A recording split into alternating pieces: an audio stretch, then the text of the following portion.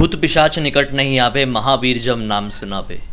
ये लाइन जब हम सुनते हैं तो सुनने में बहुत ज़्यादा नॉर्मल लगती है, लेकिन इसी के साथ साथ अगर हम लोग ये बात सुने कि एक प्रेत भी बजरंग बली से किसी को मिला सकता है तो हम बहुत ज़्यादा हैरान हो सकते हैं। जी हाँ दोस्तों, आज की ये जो मेरी सच्ची घटना की सच्ची कहानी आधारित है वो एक ऐसे प्रेत के ऊपर आधारित है जिसने एक भक्त को उसके भगवान से मिला दिया, बजरंग बली से मिला दिया। दोस्तों ये कहानी किसी और की नहीं बल्कि संत तुलसीदास की है।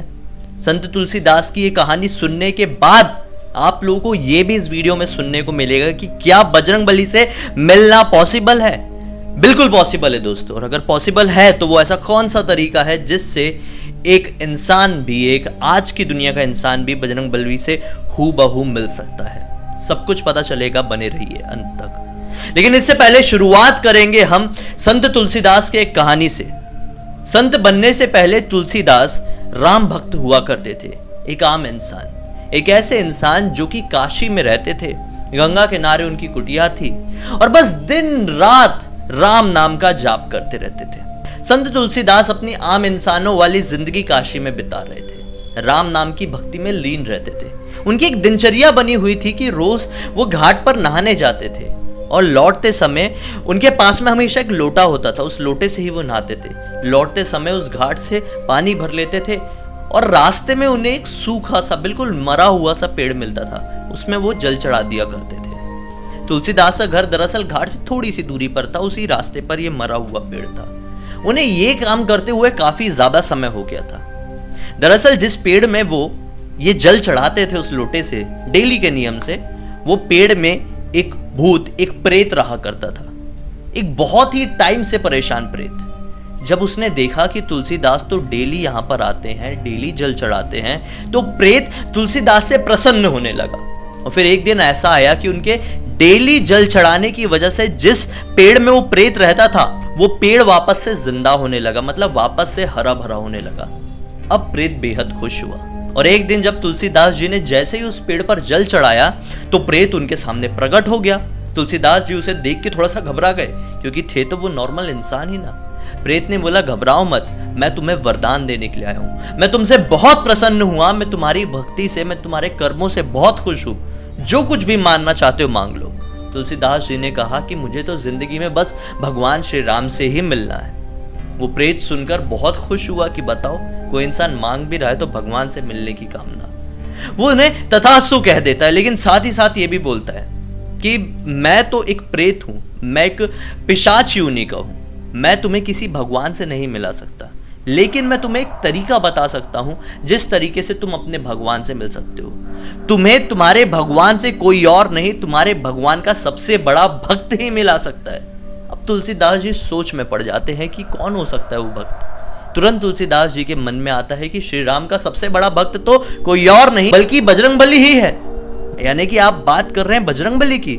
जैसे ही तुलसीदास जी ये कहते हैं, प्रेत तुरंत वहां से अदृश्य हो जाता है। तुलसीदास जी के मन में ये दोहा याद आता है, भूत पिशाच निकट नहीं आवे, महावीर जब नाम सुनावे।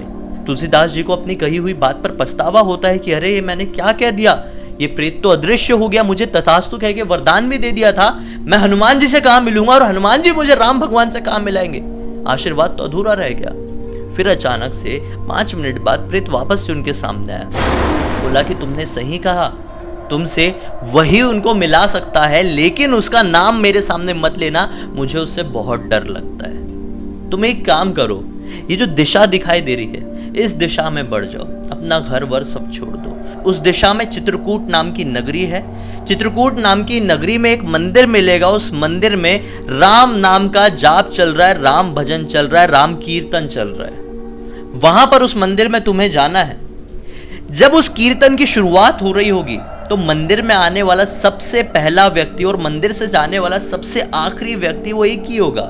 कौन होगा? वो स्वयं बजरंग बली होंगे। तुम्हें उस आदमी को पहचानना है और बस तुम्हें अपना वरदान मांग लेना है, बजरंग बली तुमसे श्री राम को मिलवा देंगे। तुलसीदास जी भी बहुत प्रसन्न होते हैं और निकल जाते हैं चित्रकूट की तरफ। चित्रकूट में उन्हें वो मंदिर भी मिलता है। उस मंदिर में चल रहा था कीर्तन। वहां के पंडितों से पता करते हैं तो पंडित बताते हैं कि कल फिर से कीर्तन होगा, कल इतने समय यहां पर पहुंच जाना चित्रकूट। तुलसीदास जी तैयार हो जाते हैं। अब अगले दिन सुबह होने का इंतजार कर रहे होते हैं। समय से पहले वो उस मंदिर में जाकर पहुंच जाते हैं। पाते हैं कि इस मंदिर में तो मेरे अलावा कोई और है ही नहीं। परेशान हो जाते हैं क्योंकि उस प्रेत ने कहा था सबसे पहले आने वाला व्यक्ति बजरंगबली होंगे, और सबसे पहले तो यही पहुंचे थे। अपनी नजर इधर उधर घुमाते हैं तो उनकी नजर मंदिर के बिल्कुल साइड में बैठे हुए एक बहुत ही कमजोर, गरीब, कोढ़ी आदमी पर पड़ती है। वो आदमी बेहद ही लाचार दिखाई दे रहा था। तुलसीदास जी ने सोचे कि शायद ये होगा कि नहीं होगा, नहीं ये बजरंगबली नहीं हो सकता, इतना कमजोर दिखाई देने वाला तो बजरंगबली नहीं हो सकता। उसको इग्नोर कर देते हैं। कीर्तन भजन शुरू होता है, सब कुछ अच्छे से चलता है, आरती होती है, सब कुछ समाप्त होता है और सब एक एक करके मंदिर से जाने लगते हैं। मंदिर से सब कोई चले जाते हैं और उस मंदिर में केवल तुलसीदास जी ही बचते हैं, क्योंकि उन्हें देखना था ना कि सबसे आखिरी में कौन जा रहा है, क्योंकि प्रेत ने भी कहा था सबसे आखिरी में जाने वाला बजरंगबली ही हो गया। तो अब सब कोई जा चुके थे, लेकिन वो कोढ़ी व्यक्ति अभी भी बैठा हुआ था। तुलसीदास जी उस कोढ़ी के पास जाते हैं, बोलते हैं कि हे बाबा, यहाँ से सब लोग जा चुके हैं, कीर्तन खत्म हो गया, आप चले जाइए यहाँ से। तो कोढ़ी व्यक्ति कहता है कि मैं बहुत कमज़ोर हूँ, बीमार हूँ, लाचार हूँ, तो मैं आखिरी में ही जाऊँगा, आप निकल जाइए। जब सब लोग चले जाएंगे तो मैं धीरे धीरे संभालते हुए अपने आप को चले जाऊँगा। बस तुलसीदास जी समझ जाते हैं कि ये कोई और नहीं बल्कि बजरंगबली ही हैं। तुरंत उनके चरणों पर पड़ जाते हैं, उनके पैर पकड़ लेते हैं और बार बार मिन्नतें करने लगते हैं कि हे बजरंगबली, मुझे दर्शन दीजिए, मैं आपके दर्शन के लिए तरस रहा हूँ। बजरंगबली उसे दर्शन देते हैं। तुलसीदास जी उन्हें देखकर बिल्कुल भाव विभोर हो जाते हैं, उनकी आंखों से आंसू बहने लगते हैं, कुछ बोल नहीं पाते। बजरंगबली उन्हें उठाते हैं, गले से लगाते हैं और फिर कहते हैं कि अगर तुम्हें श्री राम से मिलना है तो श्री राम तुमसे कल मिलने आएंगे, बिल्कुल कल सुबह के समय कभी भी श्री राम तुम्हारे पास पहुंच सकते हैं, तैयार रहना। अब तुलसीदास जी अपनी दिनचर्या में लगे हुए थे, अगला दिन निकल चुका था। अचानक से उन्हें घोड़े में जाते हुए दो राजकुमार दिखाई देते हैं। वो राजकुमार बेहद ही खूबसूरत थे, आंखों में अलग सा ही तेज, चेहरे में एक अलग सी ही रोशनी। तुलसीदास जी देखकर उन्हें पहचान नहीं पाते। कहते हैं कोई राजकुमार होंगे, आंखों में तेज है ना, जाने दो जहाँ जा रहे हैं। बस बजरंगबली उनके पास वापस से आते हैं, कहते हैं कि श्री राम तुमसे मिलने आए थे, लेकिन तुम उन्हें पहचान नहीं पाए। ये सुनकर तुलसीदास जी और भी ज्यादा दुखी हो जाते हैं और फूट फूट कर रोने लगते हैं। बजरंगबली कहते हैं कि इतना परेशान मत हो, तुम्हारे पास श्री राम कल फिर से आएंगे, कल पहचान जरूर लेना। अगला दिन निकलता है, श्री राम और श्री लक्ष्मण फिर से बाल रूप में तुलसीदास जी से मिलने आते हैं। अब क्या होता है, बजरंगबली सोचते हैं कि अगर तुलसीदास जी ने इस बार भी मौका गवा दिए तो गड़बड़ हो जाएगी। बजरंगबली एक तोते का रूप लेकर तुलसीदास जी के पास पहुंच जाते हैं। उसी समय वो दोनों राजकुमार जो बच्चे बन के आए थे, श्री राम और श्री लक्ष्मण, तुलसीदास जी के पास पहुंचते हैं। उनसे कहते हैं कि मुझे चंदन मिलेगा। तुलसीदास जी कहते हैं बिल्कुल बिल्कुल, मैं चंदन दूंगा। चंदन पीसने लगते हैं तुलसीदास जी। अचानक से तोता बने बजरंगबली वहां पर पहुंचते हैं और एक दोहा गाना शुरू कर देते हैं। चित्रकूट के घाट पर भई संतन की भीड़, तुलसीदास चंदन घिसे, तिलक करे रघुवीर। जैसे ही ये दोहा उस तोते के मुंह से तुलसीदास सुनते हैं, तुलसीदास समझ जाते हैं कि वो भगवान श्री राम ही है। वो तुरंत उनके चरणों पर गिर जाते हैं और फिर आखिरकार उन्हें भगवान श्री राम के दर्शन प्राप्त हो ही जाते हैं। दोस्तों, तुलसीदास जी जब श्री राम से मिले, बजरंगबली से मिले, तो उन्हें अपनी जिंदगी का एक मकसद मिल गया और वो मोह माया से बहुत आगे बढ़ गए। और फिर तुलसीदास जी ने इस दुनिया में क्या क्या किया आप सभी लोग बहुत अच्छे से जानते हैं। अब बात करते हैं बजरंगबली की। दोस्तों, आप ये बोलेंगे कि बजरंगबली इस दुनिया में आए कैसे, अभी तक कैसे मौजूद है। सबको तो पता है कि बजरंगबली इस दुनिया में मौजूद है, तो कोई उन्हें देख क्यों नहीं पाता है तुलसीदास जी के अलावा? तो देख पाता है दोस्तों, आपकी नॉलेज बिल्कुल गलत है। बजरंगबली से मिलने वाले लोग आज भी इस दुनिया में मौजूद हैं और वो कहीं और नहीं बल्कि श्रीलंका के आसपास रहते हैं।